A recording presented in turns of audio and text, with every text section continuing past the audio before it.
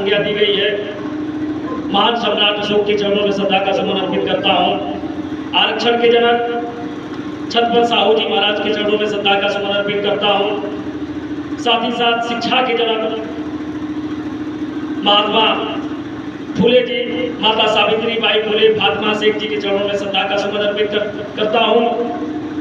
एवं एक सुंदर सा संविधान देने वाले भारत भाग्य विधाता, नारी मुक्तिदाता, बोधिसत्व बाबा साहब डॉक्टर भीमराव अम्बेडकर के चरणों में श्रद्धा का सुमन अर्पित करता हूँ। एवं इन तमाम महापुरुषों को, जिन महापुरुषों का हमने अभी अभी जो है वर्णन किया है, इन सभी महापुरुषों के आंदोलनों से पुनः परिचित करा देने वाले, अब इनके आंदोलनों को जन जन के चौखट तक पहुंचाने वाले सामाजिक क्रांति के जनक महामानव मानव कांशीराम साहब के चरणों में श्रद्धा का सुमन अर्पित करते हुए यहाँ पर उपस्थित हमारे गोपालपुर विधानसभा इतिहास है, उस पर संक्षिप्त टिप्पणी जो है संक्षिप्त रूप से करने की कोशिश करूंगा। और यह आंदोलन, चूंकि आप लोग जानते हैं कि आंदोलन गैर बराबरी के खिलाफ आंदोलन ये सदियों से चल रहा, आज से नहीं, ये 2500 साल पहले जो है, लगभग 3000 साल पहले जो है हमारे तथागत गौतम बुद्ध ने उस आंदोलन को चलाया। बीच में हमारे महापुरुष और जो संत हैं, संत कबीर, संत रैदास, यह आंदोलन इस तरह चलता गया। और यह आंदोलन जो है फिर उसके बाद मैं महात्मा फूले के यहाँ से थोड़ा सा शुरू कर रहा हूँ। 1848 से महात्मा फूले जी जो अपना आंदोलन शुरू करते हैं। एक बात की घटना मैं बता रहा हूँ, चूंकि महात्मा फूले साहब के एक मित्र जो है ब्राह्मण मित्र होते हैं और उनकी शादी में जो है वो जाते हैं। शादी में जब वो जाते हैं, आप देखे हुए महात्मा फूले साहब का आप फिगर देखे हैं, देख रहे हैं, और ये मतलब देखने में लगता है कि जो है ठीक ठाक कपड़ा और ठीक ठाक जीवन स्तर जीते थे। चूंकि जो है यह पिछड़े समाज से आते थे, पिछड़े समाज के माली समाज से, अर्थात हमारे बछूक समाज से नहीं थे। तो जो अत्याचार समस्त समाज द्वारा, मनवादियों द्वारा अत्याचार तो सब पे किया गया है, लेकिन हमारे ऊपर ज्यादा किया गया, इनके ऊपर थोड़ा सा हमसे कम किया गया। अंतर इतना ही है, लेकिन भेदभाव सबके साथ हुआ है। तो महात्मा फूले जी जो है उस ब्राह्मण मित्र की शादी में जाते हैं, लेकिन जात के कारण, चंद्रभूषण सिंह यादव लिखते हैं कि जाति है कि जाति नहीं, जाति एक सच्चाई है हमारे भारत देश में। तो महात्मा फूले जी जब जाते हैं वहाँ पे, तो उनको जात के कारण जो है उनको अपमानित किया जाता है, इतना अपमानित किया जाता है कि वो तय करते हैं कि अब जो है जीने से कोई फायदा नहीं है। वो मरने की ठान कर लेते हैं कि अब हम अपनी जीवन लीला समाप्त कर देंगे। वह जाते एक नदी के किनारे पे बैठ जाते हैं और सोचने लगते हैं, इतने उस अपमान से इतने पीड़ित रहते हैं कि सोचते हैं कि अब इस नदी में मैं कूद कर जो है अपनी जान दे दूंगा। अभी यही विचार कर रहे होते हैं, तब तक देखते हैं कि कुछ लोग गले में हांडी, कमर में झाड़ू और पैरों में जो है घुंघरू, घंटी बांध जा रहे हैं। तो महात्मा फूले साहब सोचते हैं कि आखिर में ये लोग हैं कौन। तो पता चलता है, पूछते हैं कि ये अछूत है और इनके कमर में झाड़ू इसलिए बांध दिया गया है कि जिस रास्ते से ये गुजरेंगे अपने पद चिन्हों को मिटाते चलेंगे, ताकि उससे जो है कोई मनवादी समर समाज का न जाए और जाकर अपवित्र न हो जाए। घंटियां बांध दी गई है ताकि यदि रास्ते से चले तो समर समाज के लोग जो है पहले से जान जाते कोई अछूत आ रहा है और वो अपना रास्ता बदल दे या उसको निर्देशित कर दे कि वो रास्ते से किनारे हो जाए।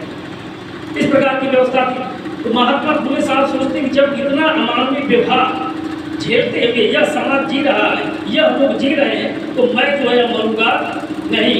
मेरा जो अब बचा हुआ जीवन है इस गैर बराबरी की व्यवस्था है जिसको खत्म करने के लिए लगा दूंगा, पूरा जीवन लगा दूंगा। तब से वो जो है आंदोलन में कूद पड़ते हैं। यह आंदोलन जो है उनका 1890 तक चलता है। 1890 के बाद इस आंदोलन को जो है छत्रपति साहू जी महाराज चलाते हैं। 1992 तक जो है 1891 तक चलाते हैं और उसके बाद जो है बाबा साहब डॉक्टर भीमराव अम्बेडकर आते हैं। यह आंदोलन 1956 तक चलता है और 1956 के बाद जो है यह आंदोलन जो है ठंडे बस्ते में चला जाता है।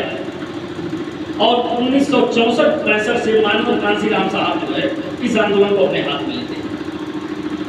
अब एक घटना बनाते हैं, 1964-65 में जब बाबा साहब की मृत्यु होती है तो मानव कांसीराम साहब सर्वे ऑफ इंडिया नामक एक कंपनी होती है, देहरादून में होती है, उसमें वो कर्मचारी रहते हैं। उस नौकरी के ट्रेनिंग करते रहते हैं, प्रशिक्षण ले रहे थे। तो उस ट्रेनिंग के दौरान जो है उस कंपनी ने जो है एक अनुबंध पे साइन करने के लिए कहा मानव साहब से कि आप इस पे साइन करेंगे और जब आप ट्रेनिंग पूरी हो जाएगी तो आप 10 वर्षों तक इस कंपनी में सेवा करेंगे। मानव साहब जो है उस शर्त को नहीं मानते हैं और उस कंपनी से रिजाइन देते हैं। रिजाइन देने के बाद जो है आ जाते हैं पूरे में एक गोला बारूद की कारखाना रहता है, explosive research and development laboratory, ERDL, explosive research and development laboratory.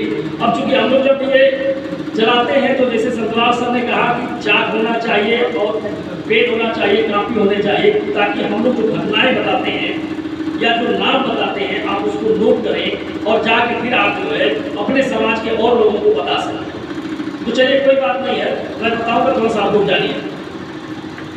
तो explosive research and development laboratory में मानव कांसीराम साहब जो है नौकरी करते हैं, वो भी क्लास 1 के जो है एम्प्लॉय होते हैं। वहाँ पे एक घटना घटती है, राजस्थान के रहने वाले दीना भाना जी जो है उस कंपनी में जो है सफाई चतुर्थ कर्मचारी के पद पे कार्यरत करते हैं, अर्थात सफाई कर्मचारी के पद पे। तो कंपनियों में क्या होता है कि एक कैलेंडर जारी होता है, उस कैलेंडर पे जो है यह तय होता है कि कितने दिन वर्क डे होगा और कितने दिन हॉलीडे होगा, मतलब कितने दिन जो है छुट्टियां रहेंगी और कितने दिन जो है काम करना है। जब कैलेंडर जारी होता है तो कंपनियों का सिस्टम रहता है कि उस कंपनी पे जो उस कंपनी के जितने भी ट्रेड यूनियन होगी वो ट्रेड यूनियन के लोग जो है उसको अपनी सहमत देंगे और उसके बाद वो कैलेंडर लागू हो जाएगा। लेकिन जब कैलेंडर आता है, कैलेंडर पे सहमत देने की बात आती है और वह कैलेंडर जो है दीना भाना जी के पास आता है, तो दीना भाना जी देखते हैं कि उस कैलेंडर में हमारे भगवान गौतम बुद्ध की छुट्टियों और बाबा साहब की छुट्टी को दशहरा और दिवाली की छुट्टी में मर्ज कर दिया गया था और इस छुट्टियों को खत्म कर दिया गया था।